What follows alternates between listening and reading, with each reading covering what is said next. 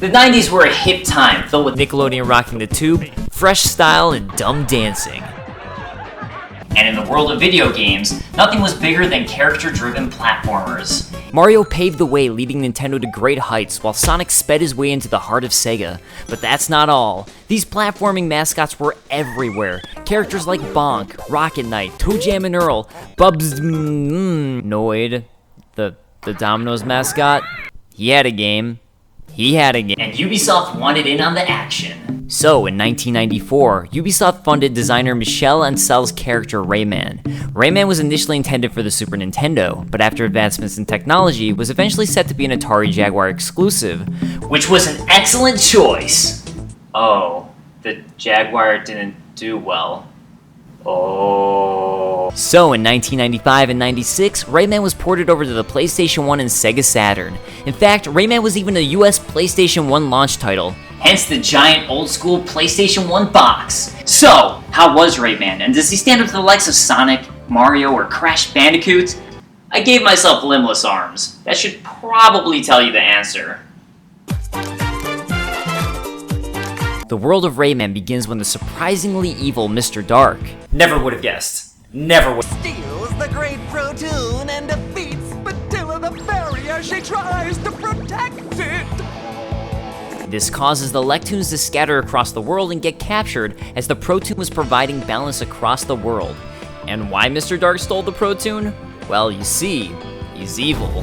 So that's like all you need, right? And only Rayman can save the day. No problem. And with a plot like that, who needs writers? I don't. And then Dave finished his Rayman Super Show. He gained 1 million subscribers in one episode and everybody loved him. The end. It's perfect! The game begins with Rayman traversing a series of worlds starting at the Dream Forest as Mr. Dark watches from his binoculars. Just watching. Just watching. And that leads you right into Pink Plant Woods and the first stage, which will immediately blast you with personality. Just look at all that personality! Oh, I don't think mushrooms are supposed to be moving like that. That's not what they normally do. It's like a living, breathing cartoon all on the PS1, and that music. Rayman had some of the finest tracks on the PlayStation 1, and I'm talking about a system that included the Final Fantasy franchise and Symphony of the Night. Rayman's music is on the same level as all of those. It's just a shame Rayman is totally worthless. Yup, I said it. You're worthless, you piece of trash. All you can do is walk, jump, crawl, and climb. And that's it. Oh, you can also yell at enemies. Yup. But that's okay, because this allows you to learn the fundamentals of the game without too much hassle. The game guides you through the obstacles you'll need to face and teaches you by playing. You know, good game design. And right when you learn these mechanics, you meet Patilla the Fairy, who teaches Rayman the power of punching. So, Rayman had to gain the magical ability of punching. This is a magic ability. All you have to do is curl your hand into a fist and stop, no, it's out of control, stop.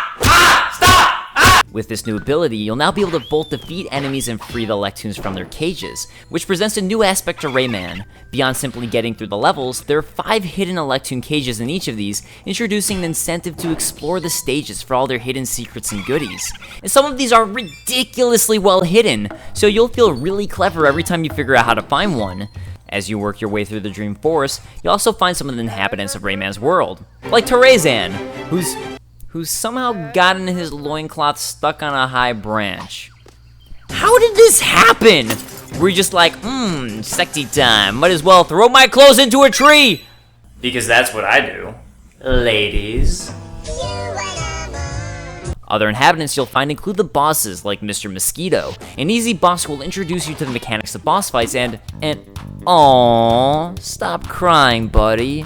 It's okay. So Rayman even manages to make you feel bad for and befriend a mosquito, who you can then ride on and use to fly. What other game can make you fall in love with a mosquito? No, not you. No. For finishing Mr. Mosquito's level, you'll receive yet another new ability, the ability to hang. Get it?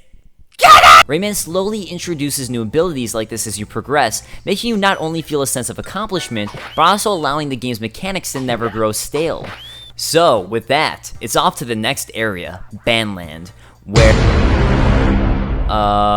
You're just gonna keep watching. Okay then. Caddy? What the fuck are you doing? Okay. Where you'll listen to one of Rayman's greatest tracks as you soar across musical sheets, bounce on drums, get blasted around by trombones, and realize another key feature of Rayman. Holy shit, this game is fucking hard! That's what I was gonna say, you asshole! Anyways, once you reach the Bandland levels, you'll realize the key feature of Rayman is that this game does anything but hold your hand. Can I also just point out how terrifying Bandlands is when you really think about it? You're traveling ever upwards over the clouds and into outer space. To get there, you have to travel on top of angry Buddhist monks who only show their true color with their drums and avoid things like this. How do you even relate to music? All while giant googly eyes are watching your every step in death. You'll then discover at the height of all of this, what could only be described as a musical heaven, is a giant angry saxophone who pees out bombs at you. And if that's what heaven consists of, sign me up today! In defeating Mr. Sax, you'll dance a jig with him and all is good. Because dancing solves everything!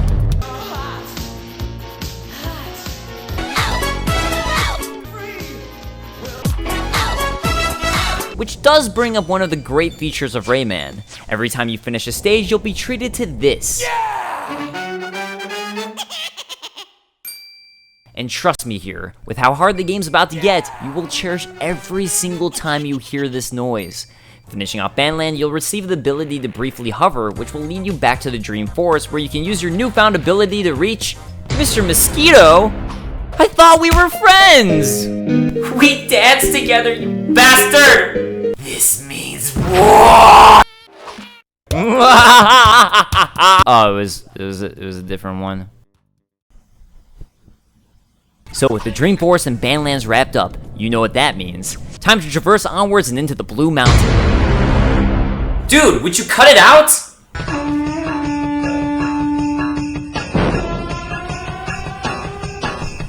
Onwards to the Blue Mountains and the home to Mr. Stone. Another really creative name there. One thing the Blue Mountain Peaks do is to introduce even more variety to the game. You'll eventually help out a limbless hippie family, and for doing so, be rewarded with a potion that gives you unlimited helicopter flying powers for a limited set of levels. Can I have this forever, please? What this does is, once again, add another dynamic to the game. While it's a limited ability, it still helps keep the game fresh and entertaining. You'll even come across a puzzle level which will require you to quickly realize you need to use this ability to cut a rope and prevent a stone slab from smashing you. But you'll quickly move past the Blue Mountains and defeat Mr. Stone. So, here's the question. Are you ready for the real hard shit? No? No? Oh, okay, I guess we'll just go from game over then. Fuck you! Doesn't matter. It's time for Picture City, an area where you'll start by learning how to run, which, instead of making the game easier, only means the game has more ways to try and kill you. Oh yes, you'll have to worry about sharp pencils stabbing you to your death or drowning in ink. All while listening to the relaxing track of Painted Pentathlon. It's almost like the devs are purposely throwing this music in so they can laugh in your face at the extreme juxtaposition of it all. Whoa, Caddy. That's my line. You know you're just holding up toilet paper rolls, right? You're fucking weird, dude. So, you'll need to run across pencils and...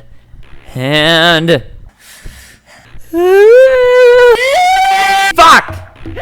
Whatever! I'll just try again! Oh! So, in Rayman, you not only have limited lives, but you also have limited continues. In other words, the game is not just ridiculously fucking hard, it's ridiculously fucking hard.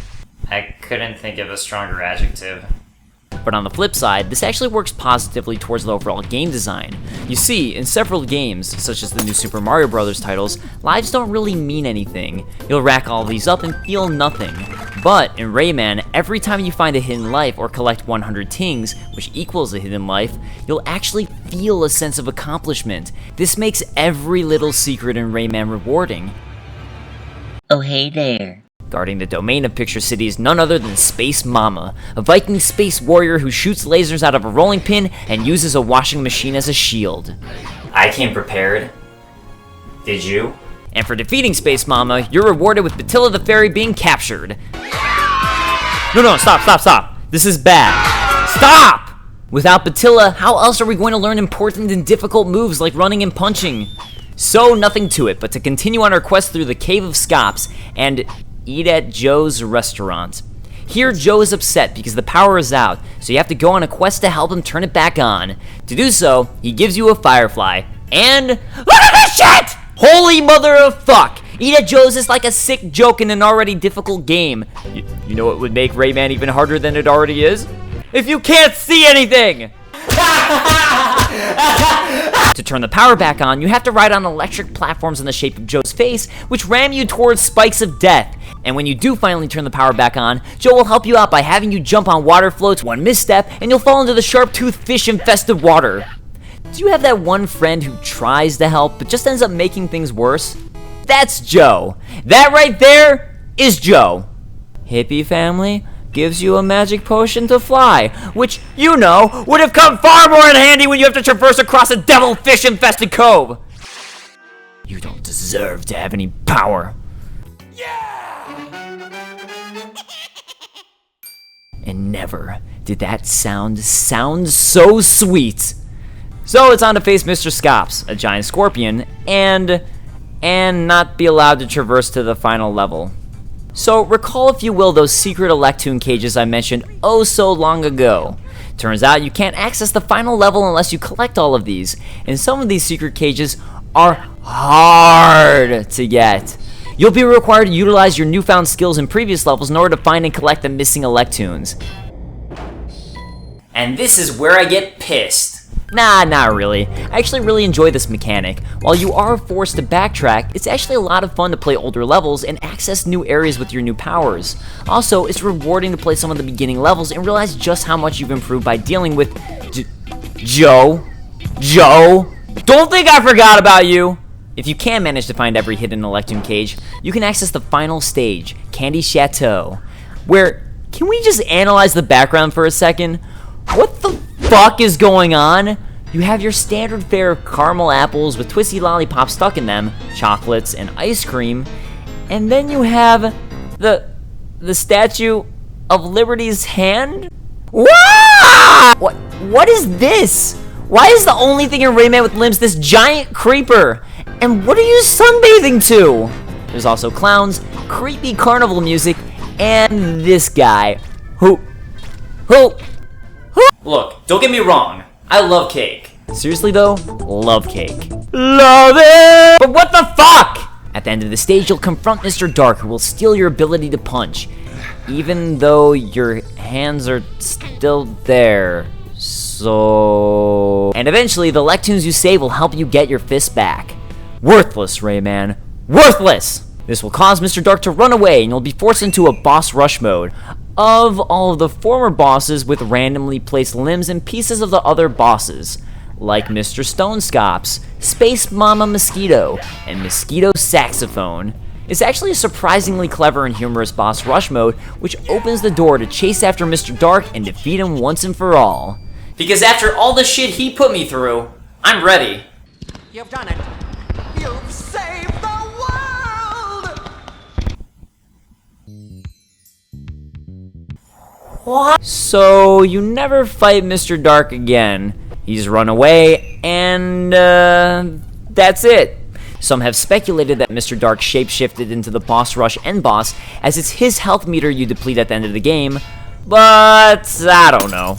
The only time he ever appears again as the main antagonist is in the Rayman Color adaptation and in Rayman Brain Games, or Rayman Jr. in the EU, which I'm sure we all fondly remember playing. It's fat, of course. Nobody played it. I have! That's it! I'm tired of your shit! Oh yeah? And what are you gonna do?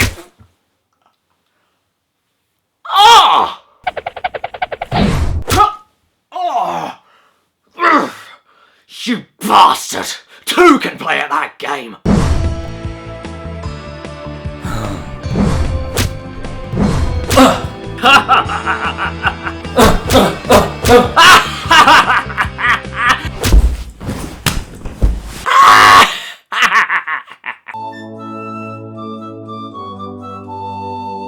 Your name is not Dunrick. But my name is Dunrick. It's not. Stop the editing. Stop! And Cutman was created as a haircut expert robot, where he would use his scissors to create sexy cuts.